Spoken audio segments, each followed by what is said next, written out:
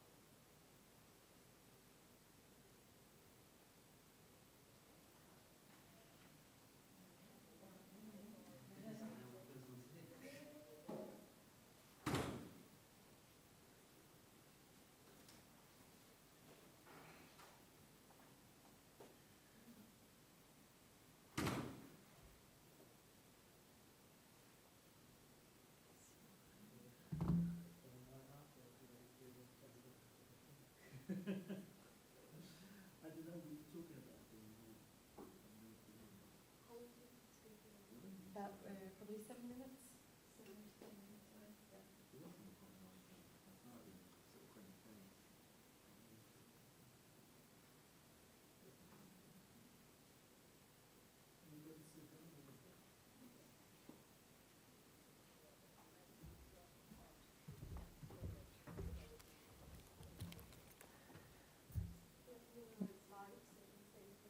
Thank you.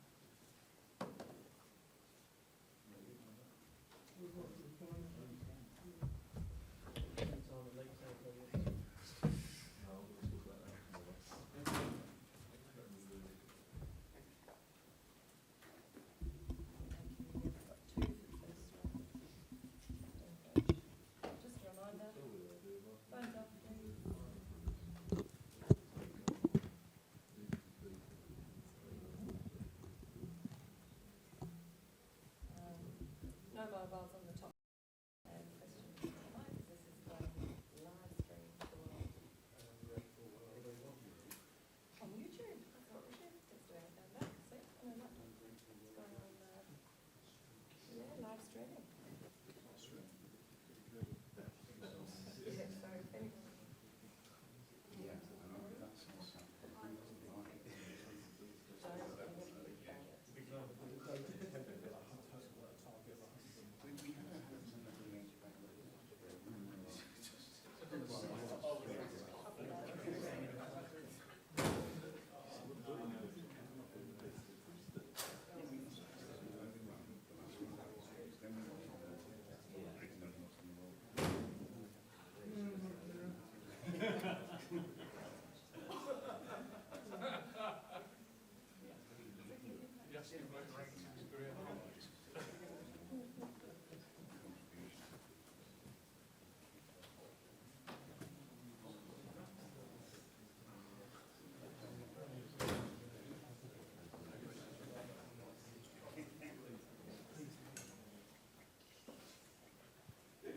they're on their way, guys, so you can take them.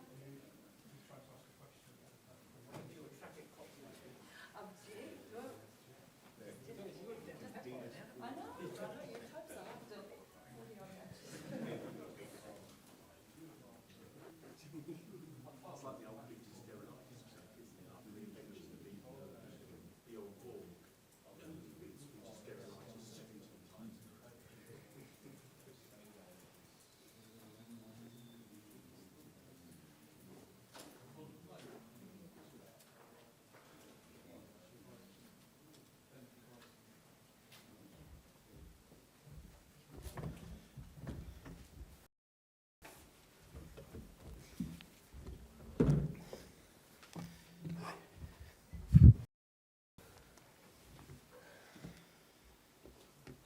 Good, yeah.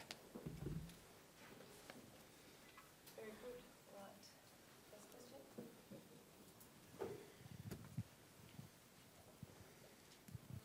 Andy, you said before the match that you wanted your top order to really make a good start for you. I suppose that's where the game was won and lost this evening, was it?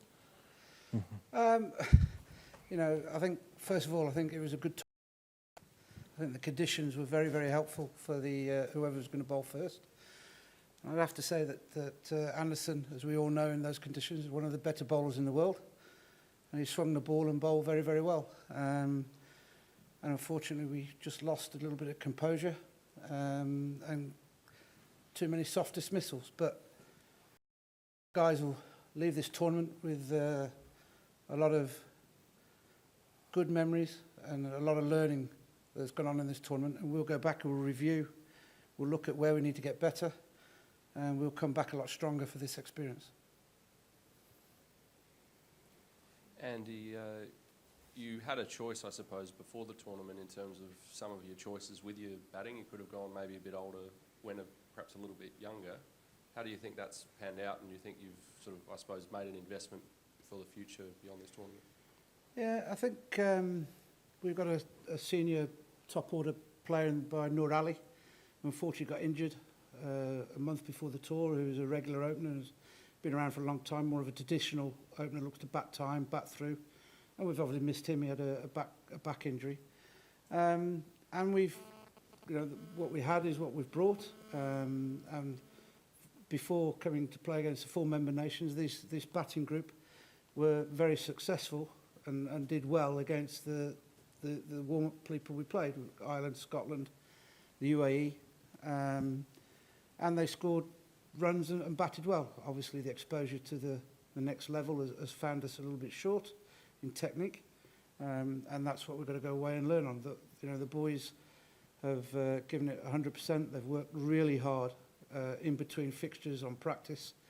I couldn't ask for any more by way of their preparation. But as I say, we'll go away, we'll look at it, the players will look at it, we'll review, and we'll come back a lot stronger for the experiences that we've got here. A question for the captain. How hopeful are you that you'll be back on this kind of stage in a World Cup in 4 years' time? Yeah, we have for the 4 years' time, yeah, as well. And we have a lot of talent back home as well. And we have, inshallah, we'll try our best to come back strongly. And as you said, the coach says that our top orders didn't click in the whole tournament as well. and also some miss some players as well.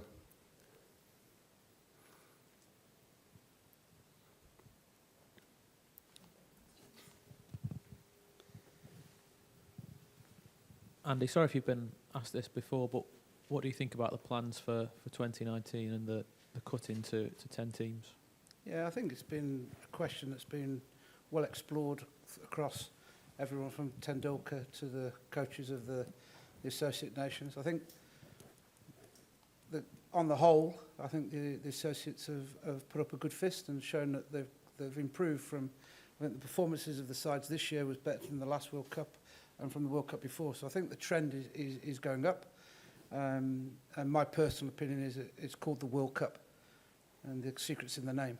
Yeah, if it's the World Cup, then let's have as many nations playing as possible. Around that, I understand there's financial implications, but I think that there's a Champions Trophy where it's cut down to the 4 members, and I think the World Cup is an opportunity to develop the game and move the game forward. And we've had some, players who've done particularly well in this tournament. Hamid Hassan is a person that I think everybody in world cricket will be grateful to have seen him bowl, and he's a character, and Shapur, and Sami has done well. Najib has played well, amongst others. I think it's an opportunity, and it's a shop window where people at our level get the opportunity to play against the best players in the world. We ask them to train hard, we ask them to physically train hard, and yet where can they test themselves if they can't test themselves against the best? And I think that Ireland have got a great game tomorrow. I hope wish them well. Hope they do well. Scotland have played well and in this tournament. The UAE have had an opportunity to do well as well. So I think all 4 sides have represented themselves well, and the Associate Nations. And it'd be a shame, I think. And there's a certain mystique about the Associate Nations playing in this tournament. And I think it'd be something that would be lost if they weren't given the opportunity to do it again. Andy, obviously a successful tournament for you guys in your terms, and for a cricket-mad nation, how do you think the players will be received when they get back? I'm sure that they'll be received with huge warmth. We all saw the celebrations that happened back in all round Afghanistan with the win against Scotland. But I think the captain would be the first to admit as well, we'd like to have done a little bit better in some of the other games, but that's something that we'll work on. One thing I can say is that the Afghan players are a very proud bunch of young men that want to do well, not for themselves, but for the unification and the message it sends around the world from Afghanistan. So I'm sure that when they do get home in 2 or 3 days' time, that they will be warmly received, and I'm sure they'll enjoy it. A question for the captain. You've had experience now playing against a number of 4-member nations in this World Cup. I wonder what's the hardest thing about facing a full member compared to playing another associate, and perhaps which country gave you the hardest match, which bowlers were the hardest to deal with? In the World Cup? Mm-hmm. Yeah, that we all the time we're playing against the associate teams, not with the full members. If you come from that stage, the lower stage, come to the top stage, it's a little bit difficult to play against the top ranking bowlers, top ranking batsmen as well. But against Australia on Perth, it's a little bit difficult to play in that kind of condition. It's maybe in the whole tournament, that match was a little bit difficult. No further questions? Thank you very much. Thank you, guys. Thank you. Thank you. Cheers.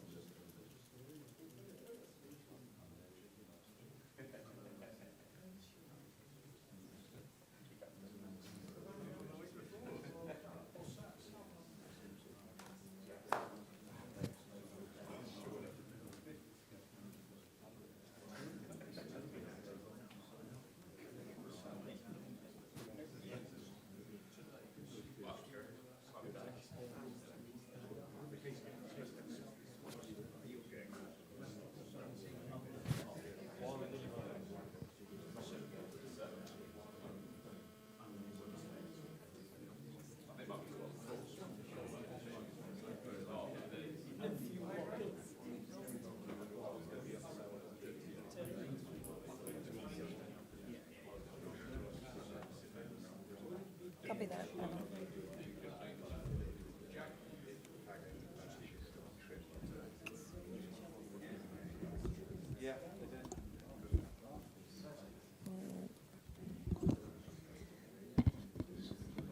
Just one.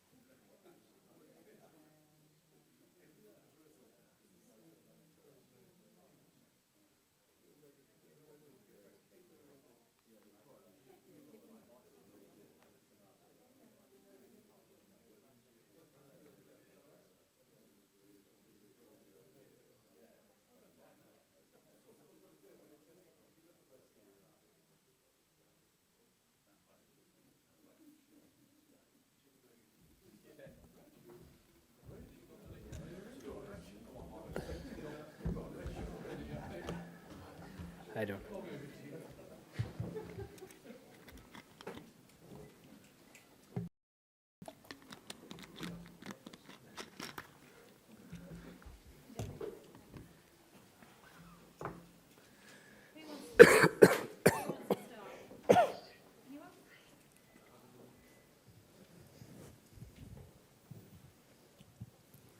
Owen, after Bangladesh, you said it wasn't the right time to be reflecting straight after the game. You've had a few days now to think about it. Where do you think this really has gone wrong, and where do you think that English cricket does need to improve to make them a force in one-day cricket? Again, I think I mentioned after the Bangladesh game, things that have let us down throughout this World Cup have been very basic stuff. And again, it's put a huge microscope under the fact that when we've performed well, we've done reasonably well. And when we've been poor, we've been really poor. And when you have a bad day, you have to find some way of scrapping or fighting in order to stay in the game. But when we've had bad days, we've been out of the game more often than not. So in order to build on that, we need to get our basics right. Things like building innings, creating partnerships, and building pressure with the ball. And when we've been poor, we haven't done both of those things. Excuse me. So, yeah. I mean, where do you feel you are in terms of carrying on as captain of the one-day team? I think I'm right in saying after Bangladesh, you were saying you wanted to carry on playing one-day cricket, wanted to play Test cricket. But what about captaincy? I mean, will you have to have a conversation with the bosses about that? Well, I think there's going to be a review over the next couple of weeks. And again, I can't determine whether I'll still be captain. The hunger is still there to do it. Absolutely. I've learned a lot throughout this tournament, particularly when things haven't gone so well. You obviously learn a lot about the team. And I think things like that moving forward are crucial. And I think sort of looking ahead, the personnel we have are the right personnel. It's important to realise that we haven't clicked. We haven't had guys in form, so to speak. Owen, over the course of this World Cup, do you think that your team has been adventurous enough? And when you leave, what will be your main regrets from the tournament? There are no regrets. We've given it everything, and certainly myself, I have. Have we been adventurous enough? I think we haven't. When we've earned the right to be adventurous enough, yes, we have. But when we've had bad days, you can't afford to be adventurous. I think an example of that would be probably the comparison between the Wellington game against Sri Lanka, where we couldn't build pressure with the ball and bang out a length, and a comparison today. I know it's extreme and conditions are in our favour, but again, having build pressure, it allows you to set different fields and create a bit of pressure outside of the ball being bowled. I suppose the Bangladesh game early is an example of that as well. The World Cup brings to an end a sort of natural four-year cycle, and thoughts go towards the next 4 years, and perhaps a change of personnel. Is it your understanding that one or maybe more than one player in this squad will not be playing one-day cricket again for England? I have no idea. I have absolutely no idea. Do you think that should be the case? Do you think there's some players in the squad perhaps now it's time to move on and build for 2019? No, absolutely not. We haven't got guys who are coming towards the end of their career, so I don't see a reason to. So you would like the entire squad here to be considered for the next batch of one-day matches in the English summer? I think we have the right calibre of squad. Yeah, absolutely. Guys on the outside again need to be banging down the door. It's an easy thing to sit here while we're not doing well and say, well, somebody outside the squad is obviously better suited. He has great success. We considered everybody when selecting the squad, and I still believe we had the right group of players here. I mean, it seems that Peter Moores is getting a lot of the criticism. He seems to be the focal point for the anger back in England. What's your reaction to that? Is that fair? Has he been a bit let down? I certainly think it's not fair. All the responsibility should fall on the players. It's our responsibility to perform as a side, particularly when we've performed so badly. Certainly if there were little things where we couldn't get over the line, or games where we competed and little parts of our game or little finer things in our game weren't right, you could look elsewhere. But it's important that we realise as a side where the responsibility lies and how and where we want to be and how we want to get there. Yeah. Okay. Thank you very much. Thanks, guys. Thanks, Zoe.